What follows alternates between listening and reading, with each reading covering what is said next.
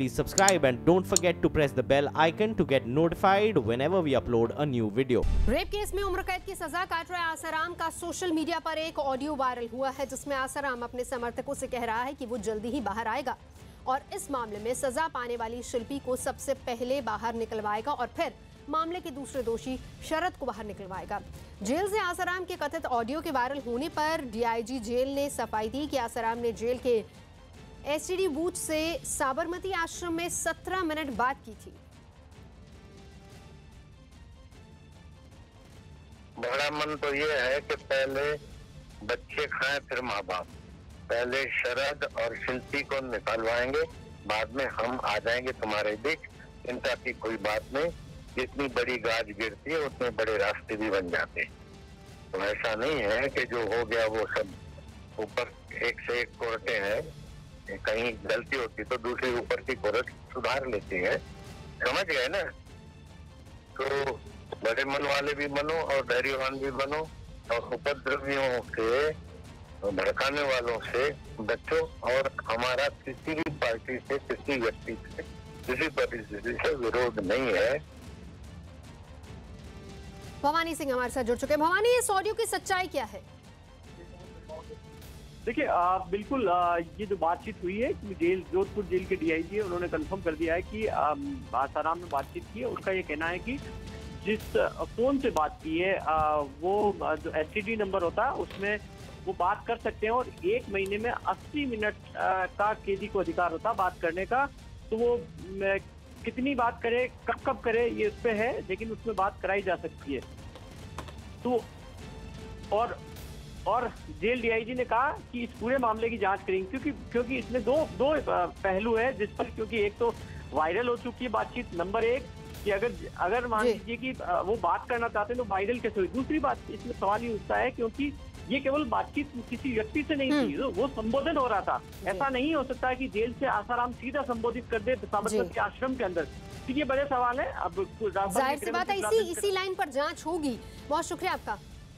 दिल्ली के औचकास थाने के बाहर खड़ी एक महिला अपने हाथ पर लगी चोट का निशान दिखाने लगी। महिला ने अपने हाथ पर लगी चोट का आरोप डीटीसी की एक बस के एक ड्राइवर पर लगाया और ये आरोप लगाया कि बस में चढ़ने के बाद ड्राइवर ने उससे मारपीट और बदसलूकी की। महिला के मुताबिक वो हर रोज की तरह घर से जाने के लिए 623 नंबर की डीटीसी बस में चढ़ने लगी, लेकिन इसी दौरान ड्राइवर ने बस का दरवाजा बंद कर दिया, जिससे महिला के पैर में चोट लग गई। महिला का आरोप है कि जब उसने ड्राइवर की इस हरकत का विरोध किया तो ड्राइवर ने उसका हाथ पकड़कर मोड़ दिया और उसके साथ बदसलूकी की। गंदे गंदे शब्द इस्तेमाल करने लगा, मतलब बोलने लगा चोरनी है, ऐसा है वैसा है। महिला की शिकायत पर पुलिस ने आरोपी ड्राइवर को हिरासत में लेकर उससे पूछताछ की। साथ ही जांच के बाद इस मामले में केस दर्ज करने का भरोसा दिया। हरियाणा के जींद में सरकारी अस्पताल के अंदर कुछ डॉक्टर बेड पर लेटे बच्चों का इलाज करते नजर आए। जानकारी के मुताबिक एक प्राइवेट स्कूल में पढ़ने वाले इन बच्चों की हालत खसरे का टीका लगाने की वजह से बिगड़ गई, जिसके बाद उन्हें इलाज के लिए अस्पताल में भर्ती करवाया गया। हैरानी की बात यह है कि जिन बच्चों की टीका लगाने पर हालत बिगड़ी उनमें बड़ी उम्र के बच्चों की तादाद ज्यादा है। स्कूल प्रशासन ने जानकारी दी कि एक कैंपेन के तहत स्कूल में 15 साल तक के बच्चों को टीका लगाए गए। बच्चे काफ़ी हमारे, उनमें सिर्फ 4-5 बच्चे जो आए हैं यहाँ पे जिनको ये प्रॉब्लम थी, ताकि इनको फर्दर हम करके देख सकें। बच्चों का इलाज करने वाले डॉक्टर ने सभी बच्चों की हालत जल्द ठीक होने का दावा किया। उत्तराखंड के केदारनाथ धाम में आज रात होने वाले लेजर शो पर पूर्व सीएम हरीश रावत ने सवाल खड़े कर दिए। उन्होंने बीजेपी पर आरोप लगाते हुए कहा कि बीजेपी भगवान शिव का अपमान कर रही है। हरीश रावत ने कहा कि जब केदारनाथ में सब जानते हैं कि बाबा शिव साक्षात रूप में विराजमान रहते हैं, तो ऐसे में उनका प्रतीकात्मक रूप दिखाया जा रहा है और ऐसा करके उनका अपमान किया जा रहा है। बीजेपी ने हरीश रावत के आरोप पर पलटवार किया कि जब सीएम रहते हुए हरीश रावत ने वहां कार्यक्रम करवाया था तो तब आपत्ति क्यों नहीं की, अब क्यों कर रहा है आपत्ति? लेकिन भाजपा से कहना चाहता हूं कि भाई ये तुम्हारी मति क्या खराब हो रही है। जहां आस्था के केंद्र जीवांत शिव हैं, उनको तुम लेजर शो के जरिए प्रतीकात्मक शिव में क्यों बदल रहे हो? क्यों ऐसा पाप कर रहे हो? जहां शांत विग्रह के लोक कल्याणकारी शिव विद्यमान हैं जिस उत्तराखंड में, वहां आप जो है त्रिनेत्रधारी क्यों शिव को दिखाने की कोशिश कर रहे हो? आज जो लेजर शो किया जा रहा है, भगवान शिव की विभिन्न मूर्तियां, विभिन्न तस्वीरें और उनके विभिन्न मुद्राएं होंगी उसी के आधार पर उसके गीत, उसके जितने भी और वाद्य यंत्र होंगे वो बहुत हल्की आवाज़ में बजाए जाएंगे। वो एक आकर्षण का केंद्र होगा। तो इस पर मेरी समझ में नहीं आ रहा है कि पूर्व मुख्यमंत्री जी को क्यों ऐतराज है। रामविलास पासवान ने सफाई कर्मियों को सम्मान देने के लिए उनका वेतन बढ़ाने की मांग की। केंद्रीय मंत्री रामविलास पासवान ने मांग की है कि सफाई कर्मियों को सम्मान देने के लिए उनका वेतन IAS अधिकारियों के वेतन से कम नहीं होना चाहिए। यदि उसको सम्मान देना है, डिग्निटी ऑफ लेबर यदि हमारे पास में है, तो उसका वेतन IAS अफसर से कम नहीं होना चाहिए। यूपी के आगरा में STF ने मुठभेड़ के बाद नन्हे नाम के एक बदमाश को गिरफ्तार किया, जिस पर 20,000 रुपए का इनाम था। बिहार के पटना में महिंद्रू कॉलेज के पास लॉ कॉलेज के एक छात्र को गोली मार दी गई, जिसे गंभीर हालत में अस्पताल में भर्ती कराया गया। यूपीएससी ने सिविल सेवा परीक्षा 2017 के नतीजों का ऐलान कर दिया है, जिसमें हैदराबाद के दूरी शेट्टी अनुदीप ने टॉप किया, जबकि दूसरे नंबर पर अनु कुमारी और तीसरे नंबर पर सचिन गुप्ता का नाम है। छत्तीसगढ़ के बीजापुर में सुरक्षा बल ने 7 नक्सलियों को मार गिराया, जिसमें 5 महिला नक्सली शामिल हैं।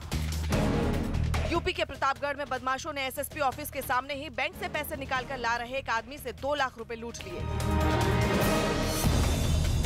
आज रात केदार धाम में होने वाले लेजर शो पर सवाल उठाते हुए उत्तराखंड के पूर्व मुख्यमंत्री हरीश रावत ने बीजेपी पर भगवान शिव का अपमान करने का आरोप लगाया। यूपी के फतेहपुर में बीजेपी नेता अभय प्रताप सिंह पर अपने साथियों के साथ एक सिनेमा घर में घुसकर तोड़फोड़ और कब्जा करने का आरोप लगा। महाराष्ट्र के बीड़ में शादी में जलाने के लिए घर में रखे पटाखों में आग लगने से हुए धमाके में घर की छत गिरने से 3 लोगों की मौत हो गई। मुंबई में खुद का घर खरीदने का सपना देख रहे लोगों के लिए एक अच्छी खबर है। मुंबई में नए DCR यानी डेवलपमेंट कंट्रोल रेगुलेशन के जरिए लोगों को बड़ा फायदा देने की तैयारी है, क्योंकि इसके लागू होने के बाद लोग बिल्डर की पसंद के डिजाइन वाले घर में रहने को मजबूर नहीं होंगे, बल्कि लोगों को घर के अंदर का डिजाइन खुद तय करने की सुविधा दी जाएगी। यानी जो घर आप खरीदने जा रहे हैं, अगर उसमें ड्राइंग रूम छोटा है तो आपके पास विकल्प होगा कि किसी और कमरे का साइज छोटा करवाया जाए, ताकि ड्राइंग रूम का साइज आपके मन मुताबिक हो सके। इसी तरह अगर आपको बेडरूम या फिर किचन छोटे लगते हैं तो आप घर के डिजाइन में बदलाव करवा सकते हैं। हालांकि बदलाव करते वक्त ध्यान ये रखना होगा कि घर की 4 दीवारी में कोई बदलाव मुमकिन नहीं होगा, और बदलाव करते वक्त ये भी ध्यान रखना होगा कि फ्लैट की किसी भी तरह की पाइपलाइन में बदलाव की जरूरत न पड़े। नियमों में ये बदलाव उन प्रोजेक्ट्स पर लागू नहीं होगा जो पहले से चल रहे हैं।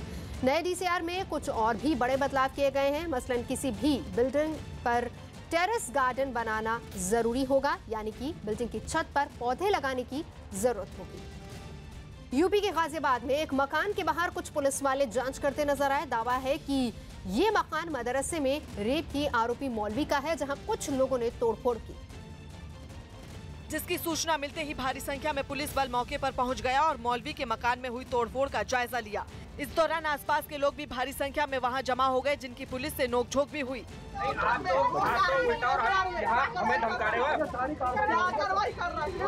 जिसके बाद पुलिस ने 6 लोगों को हिरासत में ले लिया। कुछ संगठन के लोग आए थे यहाँ पे, और एक व्यक्ति हैं जो अभी उनका मौलवी बताया जा रहा है, तो उनके यहाँ हल्के फुल्के उनके साथ बदतमीजी और तोड़फोड़ की। घटना के बाद मौके पर भारी संख्या में पहुंचे पुलिस के जवानों ने माहौल बिगाड़ने वालों के खिलाफ सख्त कार्रवाई का भरोसा दिया। यूपी के ग्रेटर नोएडा में 2 लोग पुलिस की गिरफ्त में खड़े नजर आए। पुलिस ने दावा किया कि इन दोनों ने एक महिला को नशीला पदार्थ पिलाकर उसका गैंग रेप किया और फिर उसे जंगल में छोड़कर वहां से फरार हो गए। गिरफ्त में आए 2 आरोपियों में एक कैब ड्राइवर भी है, जिसने महिला को ग्रेटर नोएडा से सूरजपुर ले जाने तक के लिए लिफ्ट दी थी। पुलिस के मुताबिक महिला को लिफ्ट देते वक्त कैब में 2 और लोग सवार थे और दोनों पर महिला को नशीला पदार्थ पिलाने का आरोप है। पुलिस का आरोप है कि महिला का गैंग रेप जंगल में किया गया। वे से चले हैं सब लोग। FIR के मुताबिक तो ये सूरजपुर क्षेत्र में आने की बात थी। पुलिस ने उस कार को भी बरामद कर लिया है, जिसमें महिला को लिफ्ट दी गई थी। योगी सरकार के मंत्री ओम प्रकाश राजभर ने शराबबंदी की मांग को लेकर विवादित बयान दिया है। ओम प्रकाश राजभर ने दावा किया है कि यादव और राजपूत समुदाय के लोग सबसे ज्यादा शराब पीते हैं। हालांकि उन्होंने बाद में कहा कि सभी जातियों में शराब पी जाती है। इस दौरान उन्होंने बिहार और गुजरात में शराबबंदी का उदाहरण भी दिया। सबसे ज्यादा आरोप तो राजभर के ऊपर है, लेकिन सबसे ज्यादा दारू यादव पीता है, राजपूत पीता है, क्योंकि उसका पुश्तैनी वो कारोबार है पीने का शौक। मध्य प्रदेश की राज्यपाल आनंदीबेन पटेल ने राज्य के बीजेपी कार्यकर्ताओं से कहा है कि अगर 2019 के मोदी मिशन को कामयाब बनाना है तो कुपोषित बच्चों को गोद लो। चित्रकूट यात्रा के दौरान आनंदीबेन पटेल ने बीजेपी नेताओं और अफसरों की क्लास ली। आनंदीबेन पटेल ने नसीहत दी कि अगर कुपोषण और टीबी को खत्म करना है तो बच्चों को गोद लेना होगा। अभियान चलाएंगे जी, हम लोग ने लिया है गोद में बच्चे, जिला परिषद अध्यक्ष ने भी लिया है, हमने भी लिया है, आंगनबाड़ी से इकट्ठे कर पार्षद को लगाओ जी, वो भी एक लेना। सिर्फ वोट ऐसे नहीं मिलेंगे, बिल्कुल वोट ऐसे मिलेंगे। मध्य प्रदेश की राज्यपाल आनंदीबेन पटेल के बयान पर विधानसभा में नेता प्रतिपक्ष अजय सिंह राहुल ने ऐतराज जताया है और आनंदीबेन पटेल के बयान को राज्यपाल के पद की गरिमा के खिलाफ करार दिया। उन्होंने कहा कि राज्यपाल आनंदीबेन पटेल की टिप्पणी अशोभनीय है। देश की राज्यपाल महोदया ने जिस तरह इसकी टिप्पणी की है वो अशोभनीय है, औचित्यहीन है। इस तरह की टिप्पणी किसी भी प्रांत के राज्यपाल नहीं करना चाहिए, क्योंकि वो संवैधानिक पद पर है और किसी पार्टी विशेष के सदस्य नहीं रह जाते। मनोज शर्मा हमारे साथ जुड़ चुका है। मनोज, अब इस पर सियासत शुरू हो गई है।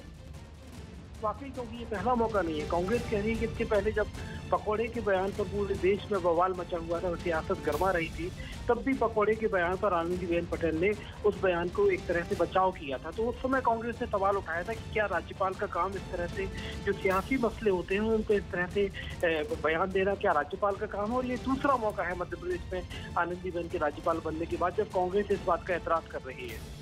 नजर बना रखिए।